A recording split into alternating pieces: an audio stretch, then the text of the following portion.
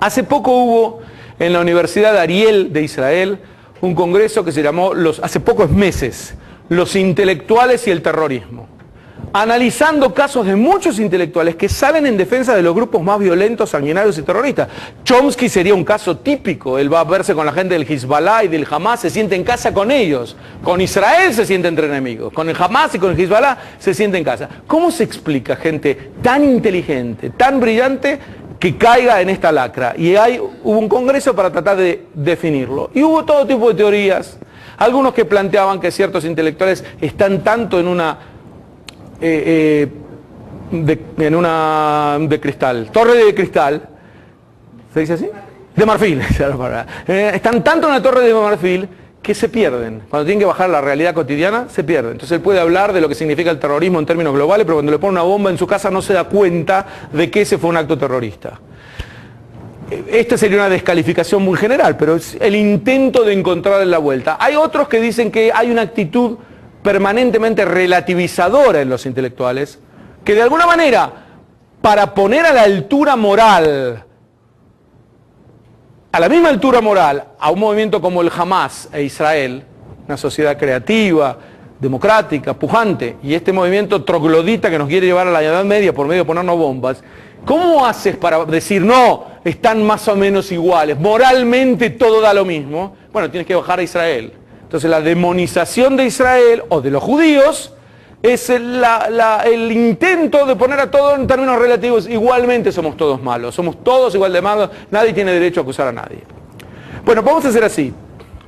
Entonces, yo digo, el modo de tratarlo es tomar distancia, no hacernos mala sangre, considerar lo que está diciendo y no quién es. Y un punto más. Lamentablemente, el autoodio judío se filtra por doquier. En algún momento alguno de nosotros también podemos caer. Te doy un ejemplo. Estás sentado en un avión y entra un grupo de Hasidim que hace un lío tan espantoso y empieza a hacer tefilá en el medio del avión y la gente está protestando y pasan las bandejas, que vos te tapás y haces así. Y si yo no tengo nada que ver con ellos.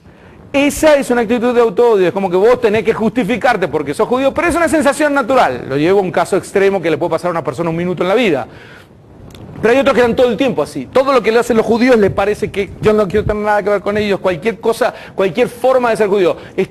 Norman Finkelstein, uno de los personajes, plantea que los judíos utilizan el holocausto para su propio beneficio. Ahora, cuando él da ejemplos de por qué, simplemente la mención del holocausto ya es un abuso.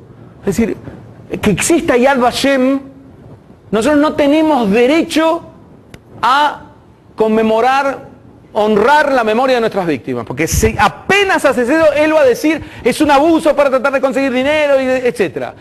Esta histeria en la reacción, de algún lado viene, pero en todo caso es este individuo que dice, yo no quiero tener nada que ver con ellos. ¿Qué es nada que ver con ellos?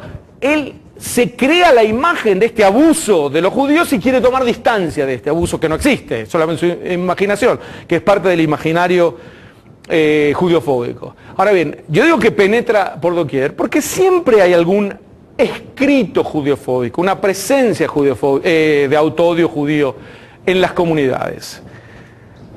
Y por ese motivo hay que tener un cuidado de locos que lamentablemente los organismos judíos que están dedicados a la educación, a la difusión, aún a las Asbará, no lo tienen. Yo me he encontrado con embajadas de Israel. ¿Se acuerdan de este Gilad Atzmon que les mencioné antes, que dice que Israel está crucificando a los palestinos? Que tienen un link a la página de Gilad Atzmon. Entonces, mando una carta a la embajada, de mí a la embajada. Nada, no que salga en el diario. Diciéndole, tienen un link a la página de Gilad Atzmon. ¿Cómo se les ocurre? ¿Saben quién es Gilad Atzmon? Y la respuesta es airada. Vos querés decirnos a nosotros lo que tenemos que hacer. Es decir, yo soy el link sigue ahí. Pero el que va a mostrarles algo así, esto no es autoodio, esto es sencillamente inconsciencia frente al autoodio de otros. Me ha pasado cuando se cumplieron 100 años del Congreso Sionista Mundial, yo era director del Majón de Madrijim en la Sochnut, 100 años del primer Congreso Sionista Mundial, es decir, ¿en qué año? 1997, quería ver si están despiertos, hola, 1997, y traen a hablar para 100 años del sionismo a Ilan Pappe, que hoy vive en Inglaterra, enseña en la Universidad de Exeter. Ilan Pappe sostiene que hay que destruir el Estado judío. No lo digo yo, lo dice él. Desmantelar el Estado judío. Un individuo que dice que el sionismo es el peligro más grande de la humanidad, mucho más que el islamismo. A este señor lo traen a hablar por 100 años. El que lo invitó es un personaje del autoodio judío, no. Es un tonto que no sabe quién es Ilan Pappe. Pero entonces yo me permito llamar por teléfono, reaccionar un poco preocupado. ¿Saben a quién están invitando? ¿Cómo pueden invitar a él? ¿Estás seguro? Sí, yo te mando artículos de él, etcétera, etcétera. Pero no, ahí queda. Es decir, el abrir la compuerta, como habló en los 100 años del sionismo, abrir las compuertas al autoodio es una de las facetas más habituales que tenemos que vivir en la comunidad judía. No es que hay tanta gente que sea así, pero hay mucha gente muy descuidada, a la que finalmente si la presionas un poco más te va a contestar pluralismo, democracia, apertura, hay que escuchar nuevas ideas, no seas fanático, intolerante, cerrado. Obviamente es una comprensión muy distorsionada de lo que es el pluralismo, la democracia y la apertura. Es una apertura tal de mente que se les escapa al cerebro, como le dije el otro día. No tiene nada que ver con pluralismo esto.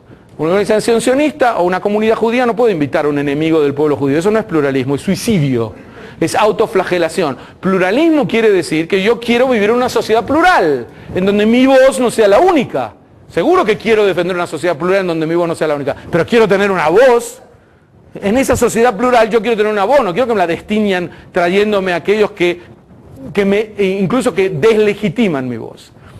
Bueno, más o menos esto sería mi planteamiento con respecto al autoodio judío, mejor llamado judiofobia israelita. Puedo mandarles artículos al respecto a quien me lo pida por email con mucho gusto, hay varios en internet. Si ponen en Google judiofobia israelita, hay varios que aparecen, y si ponen autoodio judío también. Pero este es el momento de dialogar con aquellos que aún no se han dormido ni ido. Escucho.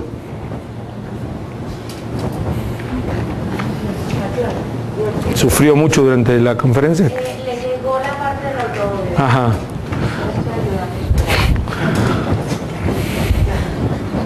El autoodio es una especie de miedo de quererme salvar solo yo. Yo me salvo y los demás me maten. Ese sería una, digamos, en algunos casos debe haber algo así.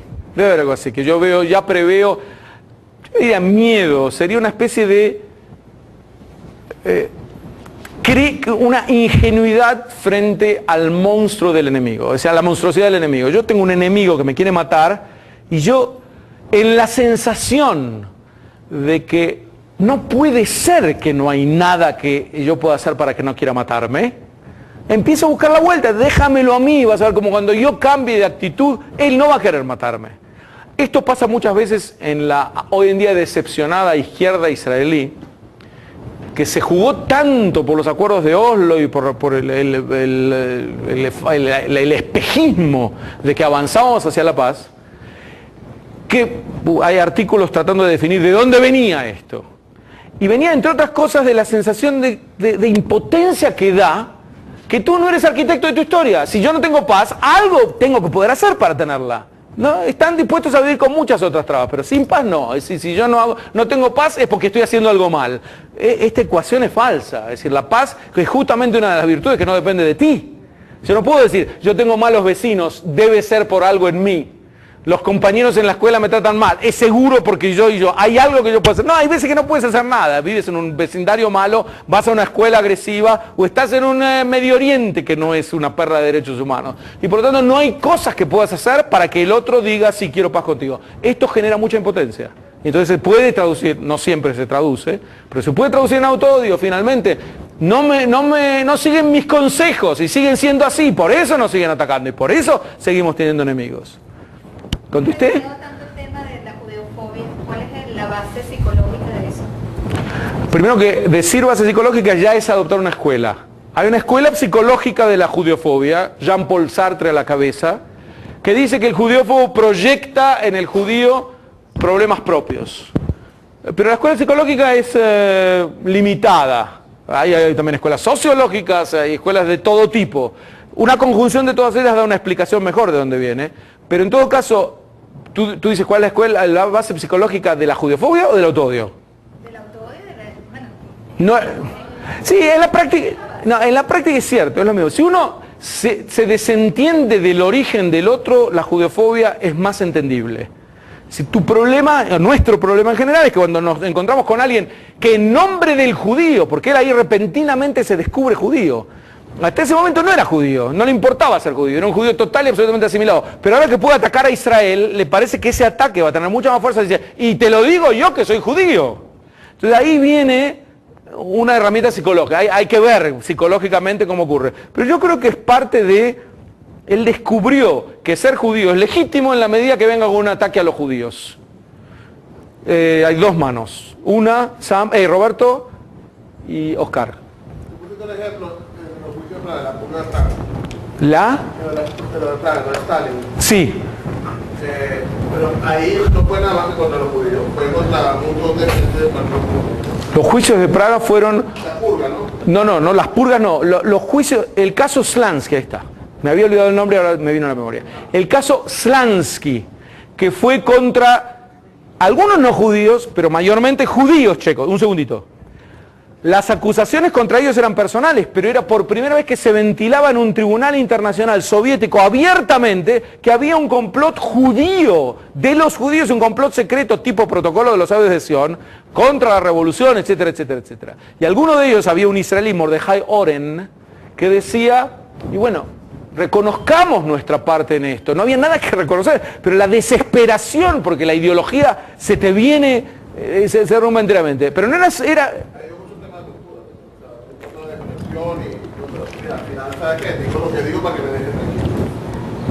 Está bien, pero te dice lo que te dicen, igual no te dejan tranquilos. Ese es el hecho. Tú dices, no, pero ellos no lo decían como... Y bueno, confesemos otra cosa. Ellos decían, miren, algo debe haber. Si la verdad, Stalin dice esto, debe ser por algo. No puede ser que nosotros estemos... Te estoy hablando de un caso muy extremo, muy extremo. Con todo existe también. Y que también atacan a no judíos no tiene importancia. Es decir, la bomba en la AMIA también creo que mató a más no judíos que judíos. Sí, pero eso no quita que fue un acto judiofóbico. Él ataca a los judíos y de paso mueren muchos no judíos también. Eso no lo desjudaiza al tema. ¿Cómo? Colateral.